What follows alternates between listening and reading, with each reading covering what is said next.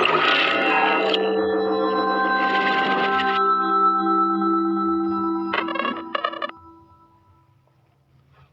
warahmatullahi wabarakatuh. Perkenalkan, nama saya Nisanti. Saya berasal dari Prodi Sarjana Terapan Keperawatan dan Profesi Nurse Poltekkes Kemenkes Bengkulu tingkat 3.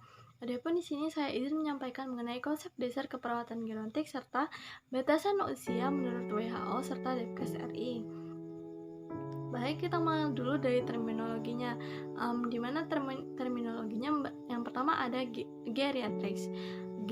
Geriatrics, di mana menurut bahasa Grek bahwa geras merupakan lanjut usia, di mana ini merupakan cabang dari ilmu kedokteran yang membahas mengenai penyakit serta masalah yang terjadi pada lansia.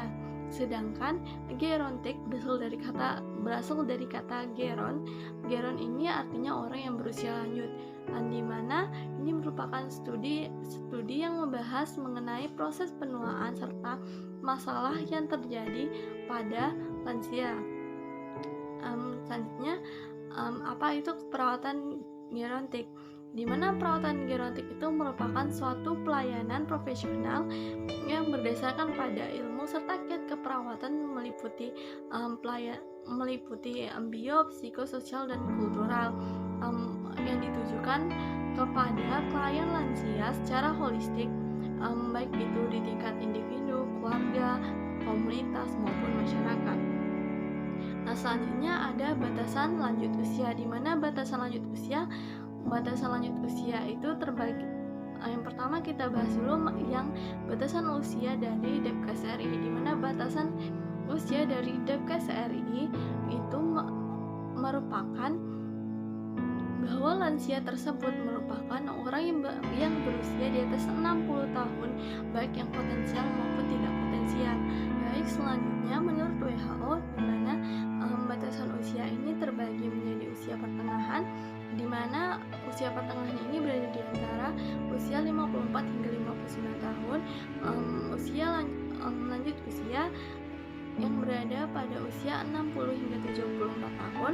Selanjutnya ada lanjut usia 2 berada pada usia 75 hingga 90 tahun, serta usia sangat tua yang berada di atas 90 tahun. Nah, baik, selanjutnya mengapa lansia itu perlu diperhatikan? Karena menurut aging process bahwa pada lansia jumlah selnya akan menurun, sehingga akan menurunnya fungsi perbaikan untuk sel-sel pada lansia. Juga mengapa lansia itu sangat butuh diperhatikan, karena lansia itu kan tadi jumlah selnya menurun, sehingga pertahanan tubuh pada lansia akan menurun, sehingga lansia ini akan mudah terserang penyakit. Nah, selanjutnya bagaimana peran kita sebagai perawat? Nah, di sini peran kita sebagai perawat yakni sebagai caregiver, sebagai advokat, sebagai konselor, sebagai edukator. Nah, selanjutnya bagaimana sifat dari keperawatan gerontik ini, di mana sifatnya di sini interdependen, tidak bergantung pada profesi lain. Selanjutnya humanistik serta holistik. Selanjutnya ada lingkup aspek keperawatan gerontik, di mana meliputi pencegahan terhadap ketidakmampuan akibat dari proses penuaan. Selanjutnya kita perlu melakukan perawatan karena ketidakmampuan untuk memenuhi kebutuhan tadi, serta melakukan pemulihan. Selanjutnya tanggung jawab kita sebagai perawat gerontik, di mana kita bertanggung jawab untuk membantu klien dalam memperoleh kesehatan yang optimal.